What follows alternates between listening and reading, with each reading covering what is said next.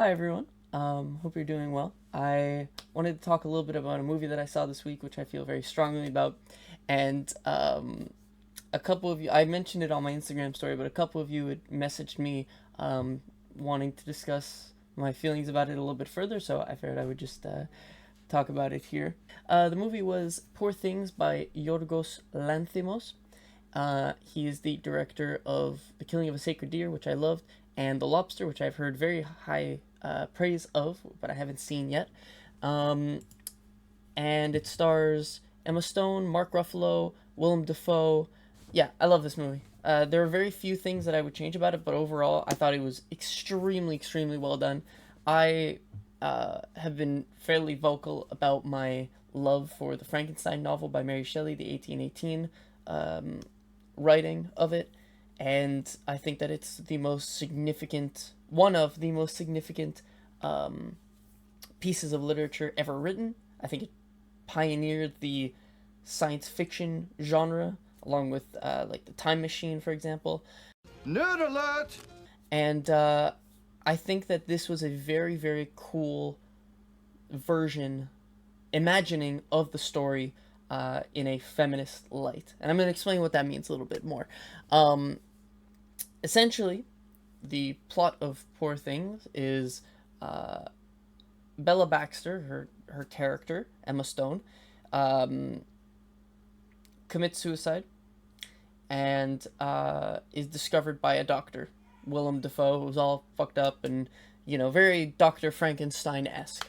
Um, she was with child, and in an effort to reanimate her, uh, Willem Dafoe's character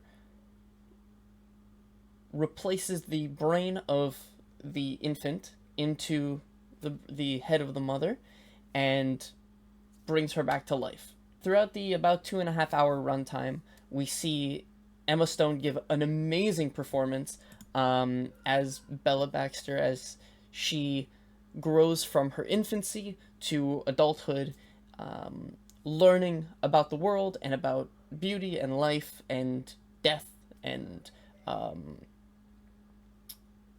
injustice and all of these very big ideas.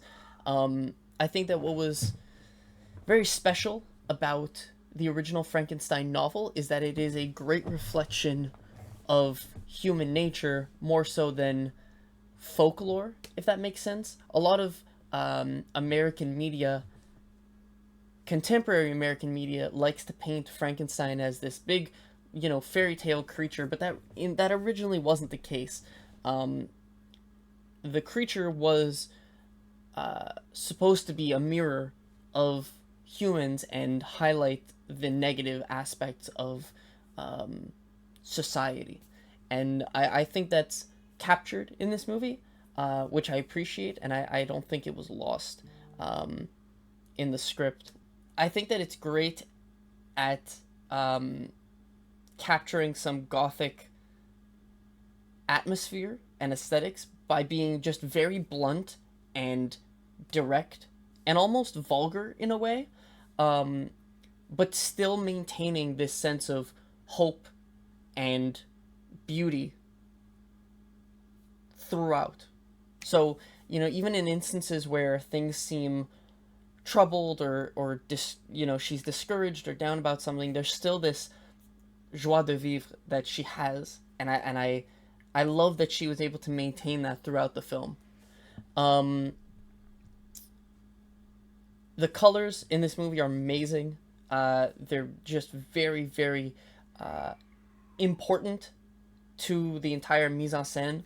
Like throughout her infancy, the color palette is monochrome, so you don't really get to see the distinction of the colors of where she is. But then by the time she leaves for her next little adventure, everything is super saturated and vibrant, and we're literally seeing the world for the first time with her, and that's extremely powerful. Um, the score is great. Her little motif comes back throughout the film in different ways depending on what she's feeling, and I think that's just awesome. Um, And overall, everything about the movie sort of just exists and tells this story harmoniously, which I love. I love it when, the score and the makeup and the costume design and the cinematography all feel like they're telling the same story. There's just this sort of union between them all, and that's ultimately what movies are supposed to do. Um, the cinematography is great. There's a lot of really cool angles and shot types and lenses that were used. Uh, Although some of the novelty of the more experimental shots does wear off, especially because the movie is 2.5 hours. Um, just off the top of my head, there was a couple of shots with this fisheye lens, which at the beginning was very cool because she hadn't really gotten her focus on the world yet, and so it helped give the audience perspective into what she was seeing. But by the end, I felt like it was a little bit overused. I didn't feel like it served the same purpose. Um, and so, like I said, I think the novelty wore off a little bit. Yeah, I think that Emma Stone absolutely rocked the house. Like, her performance throughout the entire movie was awesome. Through her developmental stage at the beginning, where she's trying new things and discovering her own body, she's great. And further along, as her attitude changes and her view of the world changes and of herself, her body reflects that, and her tone and language also reflect that, which I thought was awesome. She was just great throughout. She was solid. Mark Ruffalo is such a weird dude, but he's great. Willem Dafoe has become one of my favorite actors just because he's such a weird guy. He's just a fucking weirdo in every movie that he's in.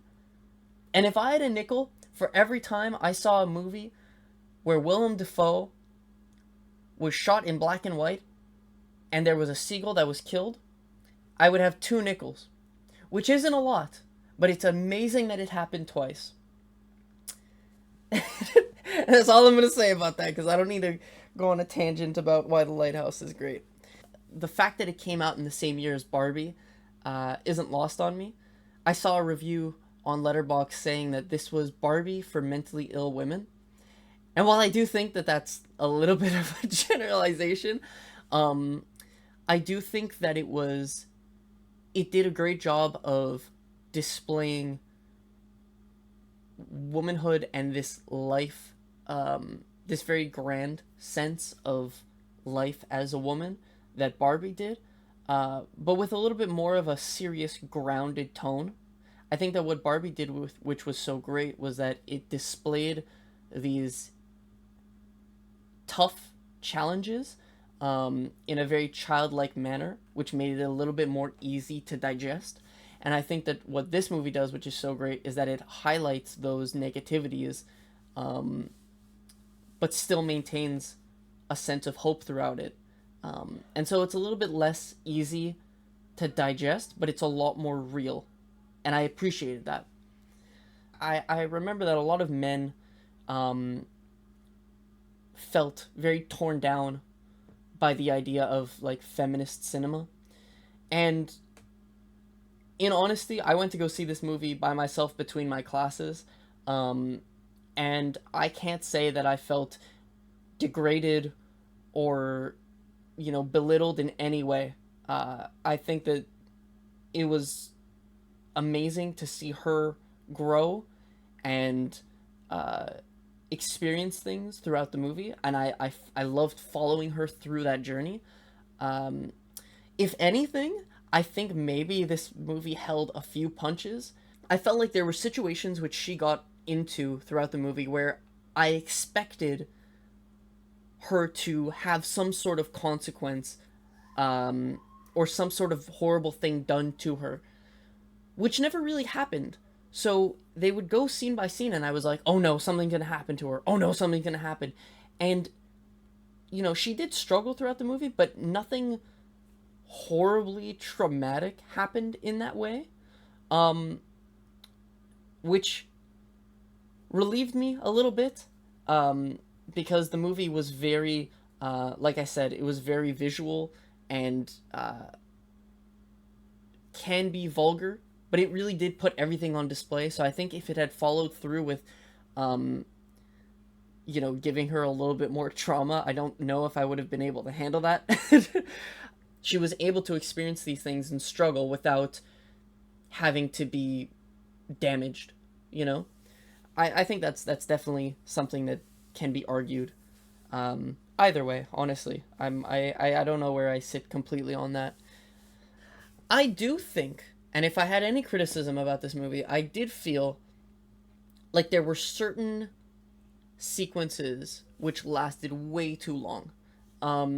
To avoid spoilers, I won't say what happens, but at one point, um, she becomes employed in some form. I can't say without spoilers, but she becomes employed, um, and there's sort of a montage or a few scenes where she discovers how she feels about what she's doing and what she hopes to do in the future. And I felt like we didn't need all of that. I think that if that portion of the film had been cut down, it would have. I don't feel like much would have been lost. I did feel like it dragged on a little bit, and honestly, it made me a little bit anxious just because of the unsafe nature of the place that she was in. Yeah, it did feel 2.5 hours long. That's the only thing, is that I felt like it felt a little bit on the longer side, versus some other movies that have come out recently, which are the same length but sort of flowed a lot better. I think this movie is great, and I think that people should see it. I think that if you liked Barbie, and you want something a lot edgier, I think this will scratch that itch. I hope. I mean, I like monster movies, and I like dramas, and so until we get Guillermo del Toro's Frankenstein film, I think this is a great, a great, not equivalent, but I think this is a great adaptation of the story. Let me know if there's anything else you want me to see before Oscar season comes around and then everyone goes, "Oh my god, where did this movie come from? I've never heard of this." Um, and yeah, I'll see you later. Bye.